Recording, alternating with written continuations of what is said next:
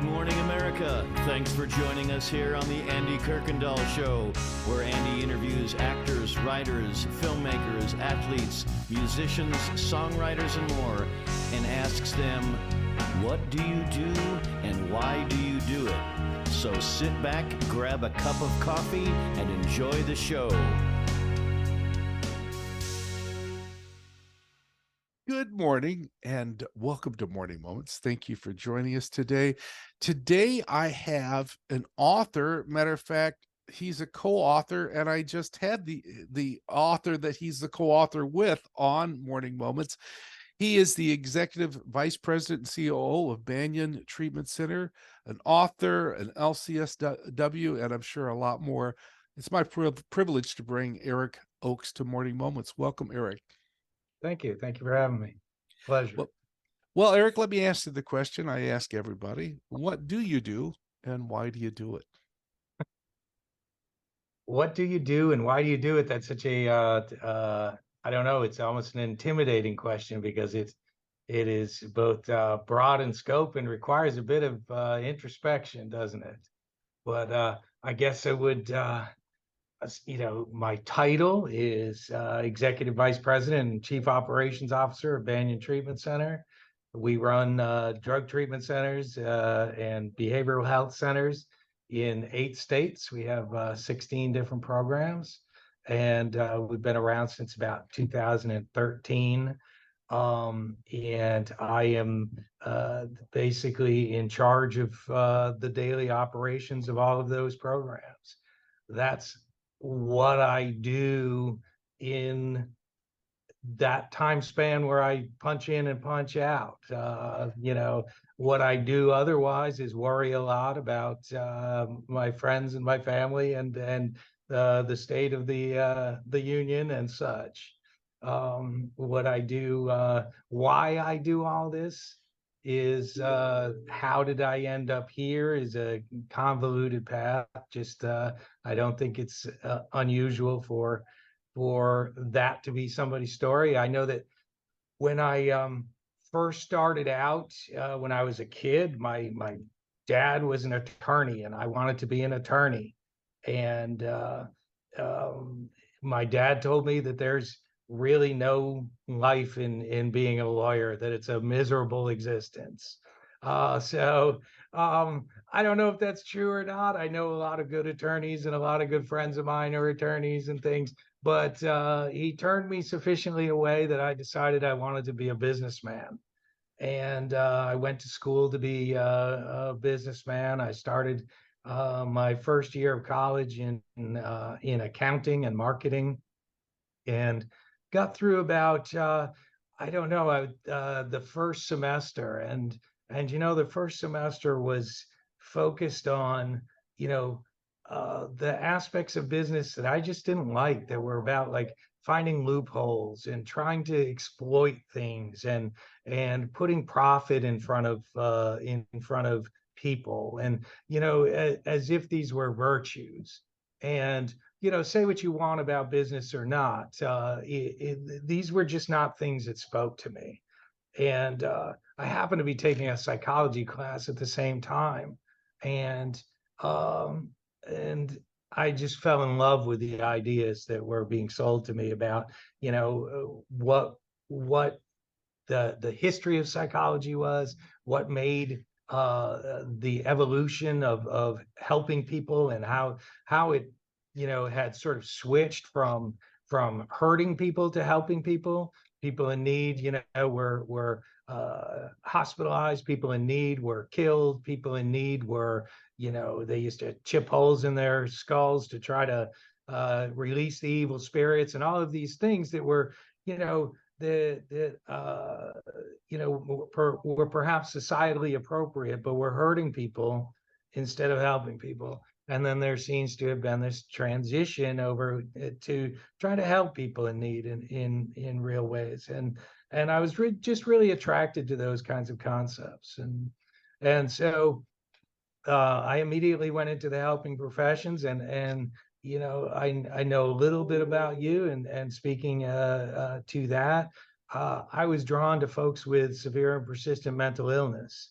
I spent an awful lot of time working with folks with schizophrenia and major depression and street level things, working with folks who were homeless and in single room occupancies and things.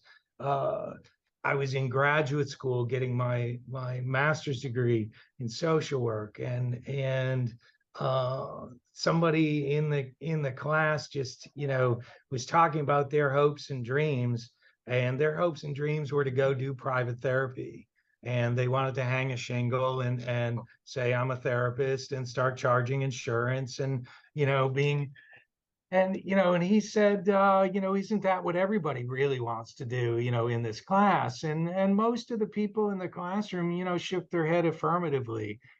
And I just basically said, well, if everybody does that, then who's going to stay behind and help all these other people? If everybody goes and helps the people that are going to come to you, who's going to go to the people that aren't going to reach out? Who's going to do what, the mission, right? So I was focused on being community service to people. And I did that for quite a few years, and I worked a lot in the not-for-profit organizations around, and learned a lot about people, learned a lot about services, and did a lot of counseling and case management and therapy and such. But I was always more drawn to administration, and eventually ended up on in drug treatment. I think folks who have issues with drug treatment, either drug issues, either with themselves or with their families, tend to be more attracted to this, both culturally and sort of organically. And I myself have had a less than healthy relationship, let's say, with alcohol over the years and various other things. So I was drawn to addictions, and that eventually landed me here. We started out as a small outpatient program back in 2013, and I came on in 2015, and we soon added another program. And I remember Joe Tuttle, the owner of the company, in 2015, I said, if you're going to open another company, I'd really like to run both. And he said, gee, do you think you can handle it? And I said, I think I'd like to try. And here we are, 14 additional ones later. I'm still trying. I'm still coming up short, but I'm still trying. And so, that's kind of how I ended up here. Now, how do I end up here on your screen here is an interesting story in and of itself to me, in that when I got here at Banyan, we were really interested in opening a Christian program. We didn't have a Christian program in our treatment array, and I started looking around for ways to get that accomplished. There were a few Christian programs around, but nothing that was really something that I could tap into. And out of the blue, one day, Anthony Akampora, who is my co-author, called me and said, hey, the program I'm in just closed. My name's Anthony. I'm a pastor. I'd like to talk to you about whether or not you need a Christian program. And I was like, you don't have to talk to me about whether I need a Christian program. I know I need a Christian program. Come on over. And so it was probably a 2-hour interchange before he was on board, and we were off to the races. And it's kind of, it's an interesting sort of story, in that it's a bit like that little building that the eminent domain refused to move, and the highways were all built around them. here we've got a 16 company program here at Banyan, and our little Christian program is still steadfastly in the middle of it, refusing to move and refusing to give up. And so that's how I came to know Anthony. And a few years ago, couple years ago, I sent out an agency-wide email. Anthony, I had been friends ever since. And I sent out an agency-wide email, and Anthony just responded like, gee, that's really well written, Eric. We should write a book together. And I said, I'd love to. And I think he was shocked by that, but I said, I'd love to. And so we chose to write this book, which was really just, it was really quickly, it just came to us that we should just write from our own points of view and just compare and contrast our points of view. Me being a more sort of guy who looks at things from a sort of a more, pedestrian sort of normal kind of everyman kind of position, and him from a strictly faith-based position, but towards the same end of helping people, and towards the same end of healing and resolution of pain, and looking at the world from a healthier perspective. And so we got together and wrote this easy to read book, Finding Hope in Hopelessness, based on the whole notion that we just wanted people to sit down in an afternoon, spend an hour or two, and come out feeling like, hey, people can disagree, and people can learn things, and people can feel better, and people, and there is hope in this world. And those were our goals, and I hope we accomplished that. So that's what I do. That's how I got here. I like the saying that goes, if you and I agreed on everything, one of us would not be necessary. Yeah. And now down below, you've seen the sites of Banyan and how you could get a hold of them, and you could see where their treatment facilities are, the different levels of care they have to offer, the different ways that maybe you could get involved, or you can send somebody or refer somebody to. You also have the book there that we've seen, that you could get a hold of the book and find out how to get it, and how it could be a great resource for you. We all are in this together.